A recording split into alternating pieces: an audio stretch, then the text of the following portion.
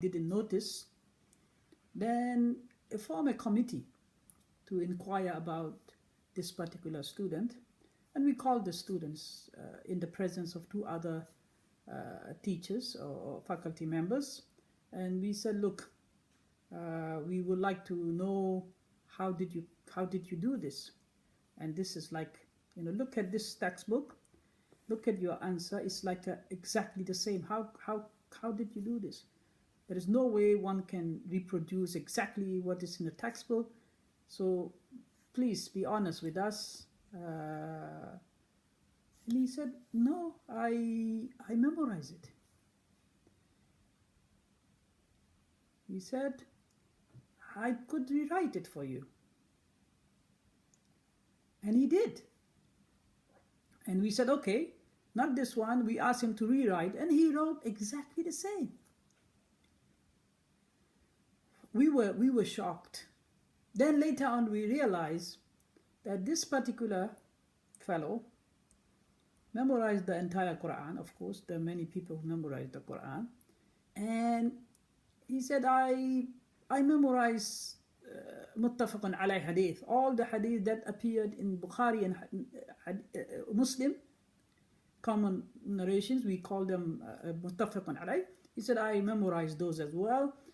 When it comes to narrators, he said I was not very comfortable, but when it comes to the narration itself, and I am quite able to reproduce them, any of the narrations. And of course, that's not for everybody, but there are those who still exist today that they could memorize things. So this is the power of memory. And I think because our memory is not very much underutilized, right? When a child is young, when she or he begins to memorize the Quran at the age of 7 or so, then memory becomes sharp, and it has a lot of potentials to memorize many things, and that has to be trained. I think they were trained. Because the very young age, they memorize the Quran. That's the key. So once you have that, thing, and then it's much easier for them to memorize anything else. Another way that they do is not, we don't use them, we call them ijaza. That, is giving a teacher giving a permission for a student to transmit the teacher's book. So you are now reach a point that you can use my book and go ahead and teach them. You don't have to come back. I don't have to be in front of you. In the beginning, he was with him, making sure once he finished that particular book, for example, and he said, now for this book, you have the ijazah, you have the permission. So I don't have to be there for you to teach this book. And you can teach this book with my permission.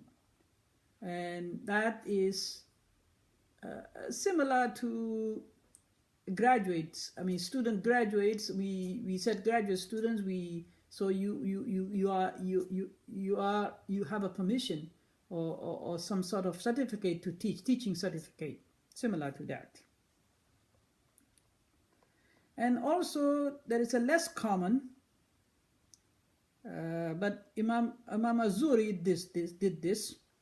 He actually gave his manuscript, his written, to several scholars.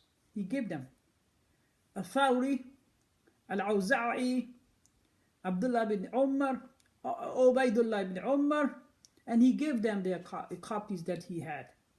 So he gave a full grant to use his book for teaching.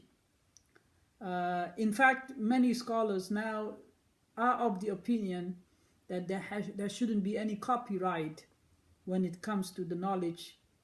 Especially hadith scholars are very, very careful. They don't want to put the copyright in their books. And they said this should be open, just like Imam Az-Zuhri who did that, who passed away around 124 Hijrah or so, if I'm not mistaken. And of course,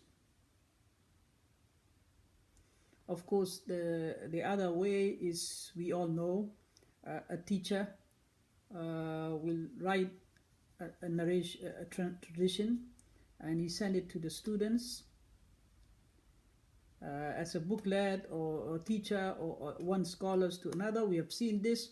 Muawiyah requested from Aisha radiallahu ta'ala anha, she did that. She sent them as a correspondence. Or today we might consider called distance learning, and that was done during the early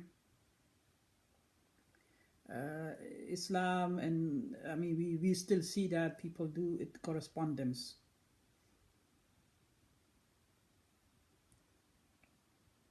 Ibn Abbas radiallahu ta'ala anhuma also did that, and he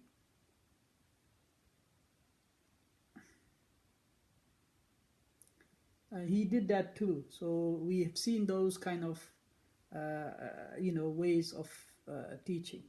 So imagine somebody is living somewhere else, and you don't want that person to be deprived.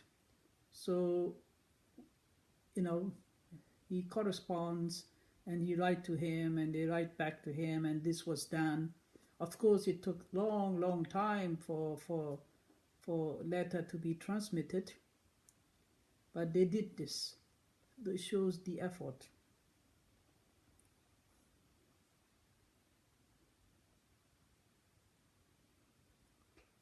Another one is the kind of